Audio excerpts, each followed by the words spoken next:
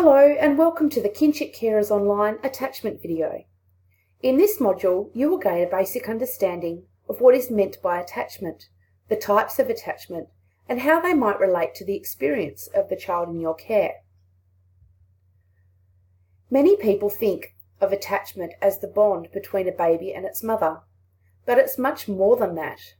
Children can form attachments to any adult or caregiver, and attachments can be healthy or unhealthy.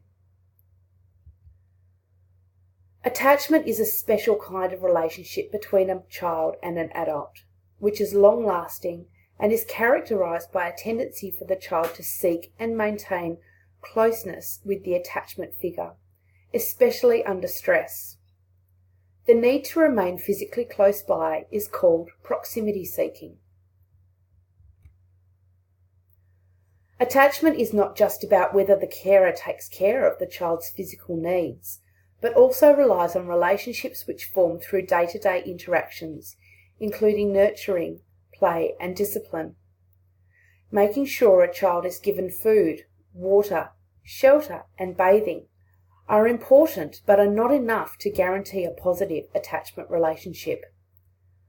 Attachment is also about the child's emotional needs being met, so it depends on how safe the child feels in the relationship. Healthy attachments are the single biggest protection against threats to the child's safety. Attachment theory was developed by a guy called John Bowlby and was expanded by Mary Main and Mary Ainsworth. Together they developed a theory of child development, which we now understand as child attachment theory. Attachment theory focuses on the importance of a child's early relationships and how these affect their development as they grow. Attachment theory explains that special relationships are formed between a child and their caregiver, and the child then uses that attachment figure as a secure base from which they can explore the world. The secure base means that the child knows that there is safety available in that relationship, so they can balance between attachment, or gaining emotional safety, and exploring behaviours through which they learn about the world. Bowlby and Ainsworth's attachment theory is not the only theory about the types of attachment relationships that children develop. However, it is probably the best known, so we will stick to that one for this video. There are different types of attachment relationships. Attachment behaviour is any behaviour that a child does to get a response from the parent to reassure them that the parent is there when they need them.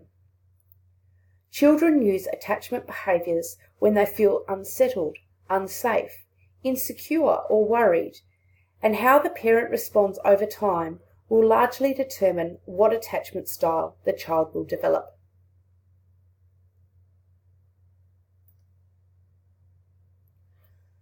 Most children, around 70%, grow up to develop a secure attachment, and even children in out-of-home care have attachments that are as secure as children in low-risk families, despite their history of adversity. Secure attachment is most likely when a child receives consistently warm, sensitive and responsive parenting. Secure attachments teach a child that adults can be relied upon to provide safety and comfort, and this helps to shape the kinds of relationships the children will have when they are older. Secure attachment also gives a child a sense that they are loved and worthy of love, that they are worthwhile, and this leads to the child becoming confident, self-reliant, and independent with positive expectations of others. Secure attachment also increases the likelihood that children will be able to manage distressing situations either on their own or by seeking help, increasing resilience and reducing the potential impacts of trauma. When a child does not receive warm, sensitive and responsive parenting, when parenting responses are inconsistent, or when a parent is neglectful, rejecting or threatening to a child, an insecure attachment may develop. Over time, the child realises that their attachment behaviours are not producing the response that they need to receive comfort and safety, and therefore they learn that their attachment figure cannot be relied upon to provide them with what they need. Children who develop insecure attachments may present with challenging behaviours, as they will do whatever they can to try and get the response from their caregiver that they need. And often these behaviours are labelled as attention-seeking. And in a way they are. But the attention that they're seeking is the kind of attention that every child should be able to rely upon. And so in this case, attention-seeking is not a bad thing.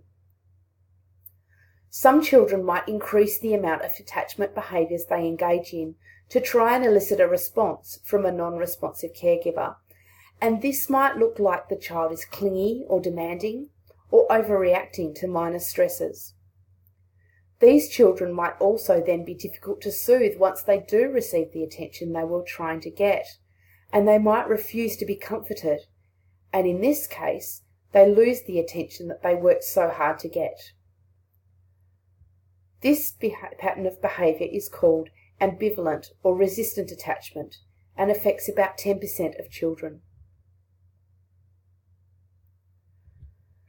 Some children with insecure attachments might reduce the amount of attachment behaviours they engage in because they are trying to minimise the amount of rejection that they are already receiving in order to maintain closeness to their caregiver. These children might be seen to be less emotionally distressed or passive than they actually are. And they might act as though they don't need their parent or caregiver because they've learnt that the adult cannot respond the way that they need them to. These children often grow up not knowing how to express their emotions and may cover up their distress by joking or clowning around or by withdrawing completely. This kind of insecure attachment is called avoidant attachment. About 20% of children will develop an avoidant attachment. All of these attachment styles are called organised attachment because they are designed to increase the chance that the parents or caregivers will respond to their needs. They organise their behaviours to suit the caregiving environment that they find themselves in. A further attachment style is called disorganised attachment. This develops when the parent or caregiver is the source of fear or terror for the child. This fear may be a result of abuse of the child by the parent or caregiver, or as a result of scary experiences that the child witnesses. This would include such situations such as physical or sexual abuse and family violence. This attachment style is disorganised because of the confusion it causes for a child. The source of comfort and safety is the same person as the source of their fear and terror, so the child cannot figure out what to do or how to behave. This is a highly damaging and stressful situation for a child to be in, and can lead to controlling behaviours because the child cannot rely on their caregiver's responses, so they behave in ways to try and control the relationship. These children may become fearful, angry or violent, and may avoid intimate contact such as being touched or held, and may have difficulty making friends. There are a variety of ways in which attachment relationships can affect mental health, and for this reason there are several attachment disorders that are included in psychiatry. A more detailed look at attachment disorders will be presented in a future video. Although children who live in out-of-home care show similar rates of insecure or disorganised attachment as other children, you may notice that many of these behaviours are familiar to you from the child in your care. There are lots of ways that you can support the child in your care to develop a secure attachment to you, but bear in mind that the older the child is, the longer they have had to learn their particular attachment style, so the way that they responded to their own parents will often transfer to how they expect the relationship will be with you. Similar strategies to those that parents use to develop secure attachments with their children will be useful for you as kinship carers. All of these strategies take time, consistency and patience, and the changes in your child may be slow, but exposure to repeated, consistent, attachment-focused behaviours will change the way your child's brain is wired in order for them to learn to know you as a sensitive, responsive, and safe person. For detailed information on some of these strategies, check out the resources section on this page. Safety is important, particularly for children who have been abused, neglected, or have witnessed violence. It is important that you have plans in place to make sure that your home is a physically and emotionally safe place for your child. Children who have experienced repeatedly unsafe situations may have an oversensitive response to any threat, and in order for this to return to an appropriate response to threat, long, uninterrupted periods of safety are critical. But remember, just because you think or feel that a child is safe does not mean that they will believe they are safe. It's about emotional safety as well as physical safety. Children with attachment difficulties may have very rigid or completely absent boundaries. These children may have difficulty with giving personal space to others, but may also overreact to others getting close to them. They may not understand the concept of ownership or privacy, and they may have hoarding behaviours.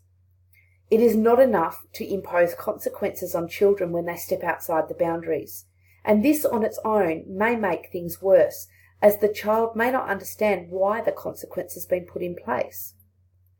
Clear instruction, often repeated over time, and delivered in a calm and emotionally safe manner will support your child to develop appropriate boundaries. Empathy is possibly one of the most important gifts you can give a child who has a disrupted attachment. Being able to recognise and identify what a child is feeling without trying to talk them out of it, and just accepting that those feelings just are, not only helps the child feel accepted and understood, but it can also help them develop their own emotional vocabulary and coping skills. Trying to reassure the child that they are loved, cared for, and safe is well-intentioned, but for a child who has a chronic sense of being unlovable and unworthy, these will be just words and will have no effect. Simply talking with your child about how they feel, naming emotions, and telling them you understand that this is what they are feeling will help them to feel comforted. Rules are important for any child, but for a child with disrupted attachment, rules need to be very clear and state either what the child should do rather than what the child needs to stop doing. Ensuring that rules are delivered in a calm, clear way when a child is calm and ahead of the time that the rule is to start will help prevent a child from using avoidance tactics, such as stating, "I didn't know." Using praise in a way in which the child knows exactly how you feel and what it was that they did to make you feel that way will help support a child's self-esteem and confidence and counteract the effects of insecure attachment. Using phrases like "good job" won't mean anything to the child, and using phrases like "I'm really impressed with the way you shared your toys with your brother" will provide a clear behavioural and emotional message to the child to both support positive behaviours and increase their self-concept. One of the most important things that carers can do to support the child in their care is to take care of their own emotional and physical needs. A carer who feels calm, settled, and safe will be in a much better position to provide consistently warm, responsive, and calm interactions with their child. Being aware of your tone of voice, body posture, physical closeness to the child, and your own emotional state will all help to ensure that you can be the responsive, caring, and safe person the child can use as their secure base. For more information on attachment and basic strategies you can use with the child in your care, check out the articles and resources within this module. Or, to learn more detailed information about attachment, check out the other modules on this site. If you would like to test your knowledge on the information